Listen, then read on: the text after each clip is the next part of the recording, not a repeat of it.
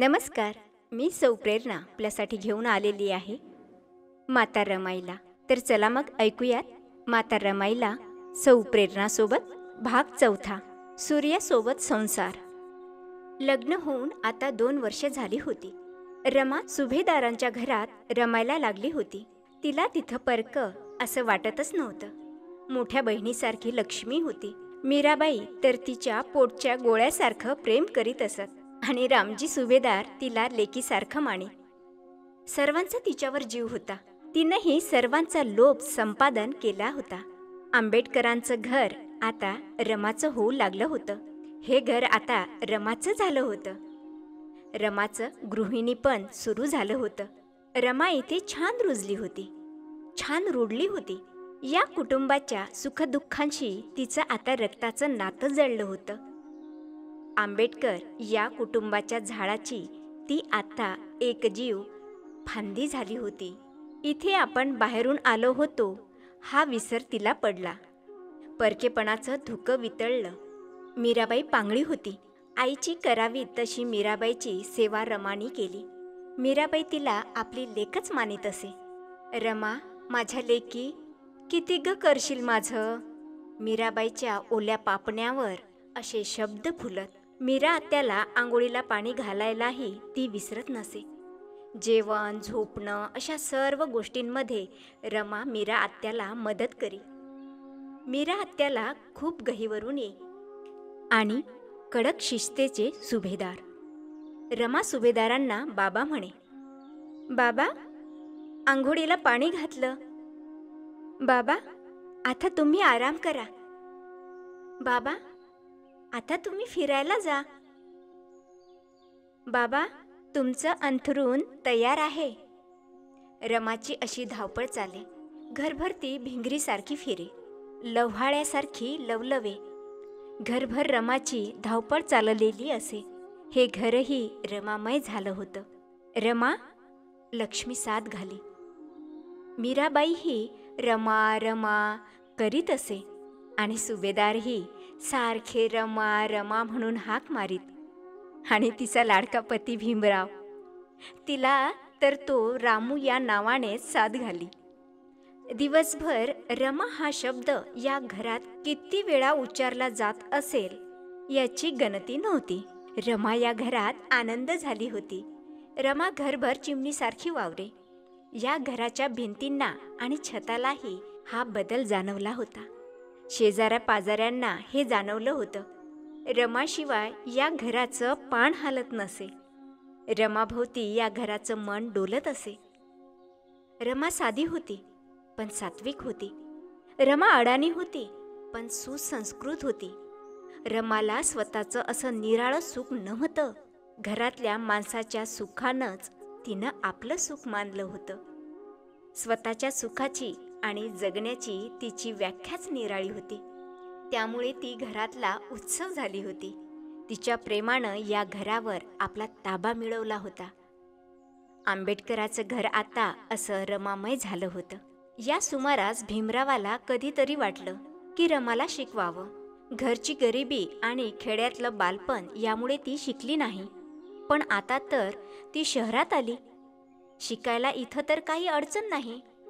एके दिवशी निवांत वेळी भीमरावांनी विषय काढलाच.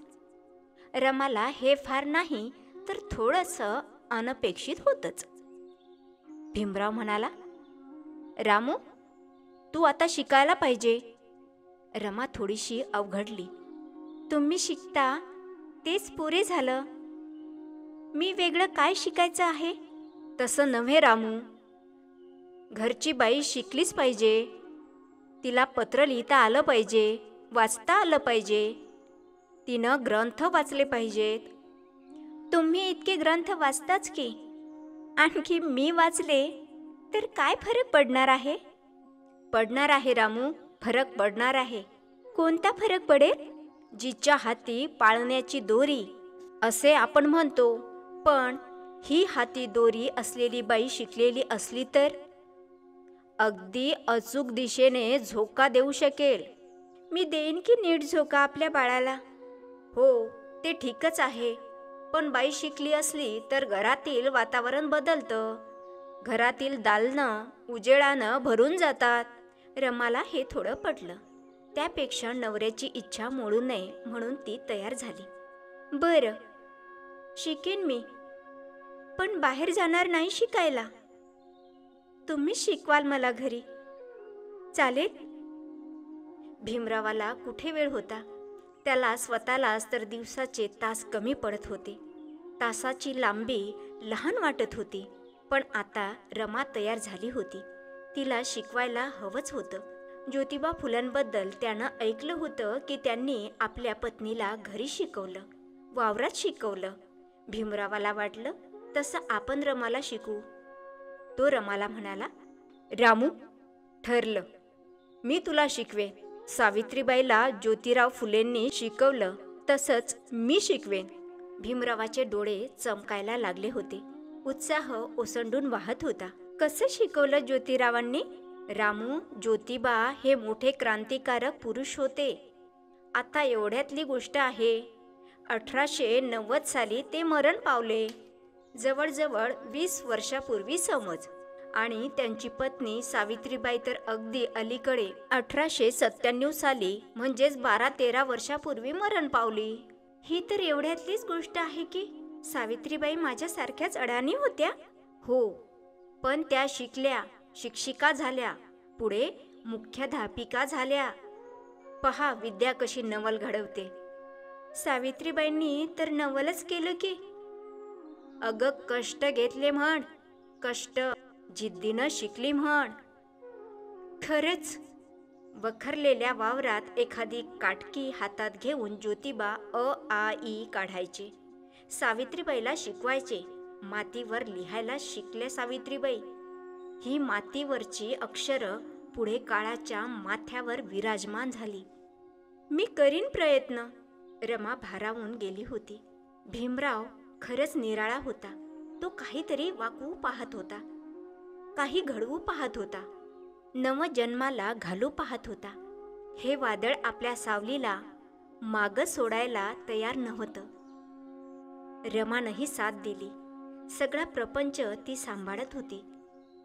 संसाराचा डोंगर वाहून नेत होती. खूप शिकणं रमाला जमलं नाही, पण ती शिकली. लिहायला शिकली, वाचायला शिकली. भीमराव कॉलेजात जाई तेव्हा त्यांच्या खोलीत पसरलेल्या पुस्तकातील एखादं मराठी पुस्तक ती निवडी आणि दुपारच्या वेळी वाचत बसे. मनाला हळूहळू नवी पालवी फुटत असल्याचं सुख ती अनुभवित असे. पण मध्येच संसाराची हाक येई. ही हाक आली की रमाचं मन तिकडे धावून जात असे. पालवी तिथेच राहून जाई. कोमेजूनही बऱ्याचदा जाई. भीमरावाचं महाविद्यालयीन शिक्षण सुरू होतं. तो आता पेटला होता. आधाशासारखा वाचत होता. रात पहाट त्याचा अभ्यास सुरू होता. त्याच्या डोळ्यापुढं विलक्षण काही तरळत होतं. त्या दिशेनं भीमराव धावत होता. खाच खडगे दिसत नव्हते त्याला, काटे गोटे दिसत नव्हते. भीमराव धुंद झाला होता. त्याच्या मनात जिद्दीचा वणवा पेटला होता. रमाही शिकत होती, प्रयत्न करीत होती. तिची खूप धावपळ होई, पण इलाज नव्हता. ती धावपळत होती, जीवाचा आटापिटा करीत होती. कशाला ग पोरी एवढी धावपळ करतेस? किती धावपळ? तिची धावपळ पाहून मीराबाई म्हणत असे. त्यांना तिची दया येई. रामजी सुभेदारांना मात्र आनंद वाटे. शिक्षणाचं मोल त्यांना माहीत होतं. ते तिच्या धावपळीचं कौतुक करीत. कधीकधी ते रमाला वाचवून दाखवायला सांगत.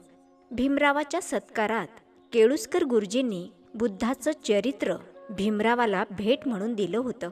भीमराव कॉलेजात गेला होता. सुभेदारांनी ते पुस्तक काढलं.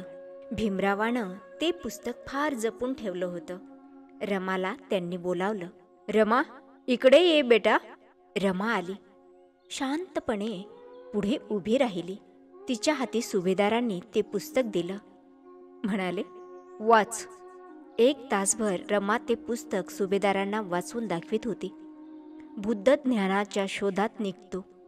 यशोधरेला आणि लाडक्या राहुललाही सोडून जातो. ज्ञानासाठी तो महातपस्या करतो. बुद्ध होतो. जग आता त्याला आदरानं मुजरा करत. हा भाग त्यांना रमा वाचवून दाखवित होती. सुभेदारांचे डोळे पाणावले. रमाही थोडी गदगदली होती. भीमरावाचीही बुद्धासारखीच तपस्या सुरू आहे असं सुभेदारांना वाटलं. बापाचं मन त्या गौरवानं गदगदलं. त्यांचे डोळे भीमराव खूप मोठा झालेला पाहत होते. भीमाच्या जागी त्यांना विश्ववंदनीय बुद्ध दिसत होते. आजचा महाबुद्ध, युगंधर बुद्ध असे दिवस जात होते. सुभेदाराचं घर बदललं होतं. वेगळा ऋतू या घरात सुरू झाला होता. एके दिवशी या घरात एक नवा जीव आला. 1912 सालातला डिसेंबर महिना होता. रमा आई झाली होती. भीमराव बाप झाला होता. सगळं घरच प्राजक्तासारखं फुललं होतं. रमा माता झाली होती. रमाईचं मन कृतार्थतेने ओथंबलं होतं. आपल्या दुःखावर तिनं विजय मिळविला होता. भीमरावाच्या पोराचं सुभेदारांना केवढं कौतुक. नातू झाला होता त्यांना. ते स्वतःच लहान मुलासारखे उत्साही झाले होते. चाळभर त्यांनी ही गोष्ट सांगितली होती. मीराबाईलाही आपली भाचीसून लेकरवाडी झाली याची अपार खुशी झाली. हाताची बोटं कानशिलावर धरून तिनं मोडली. भीमराव तिचा खूप लाडका होता आणि भीमरावाचा पोरगा तर त्याहूनही तिचा लाडका झाला.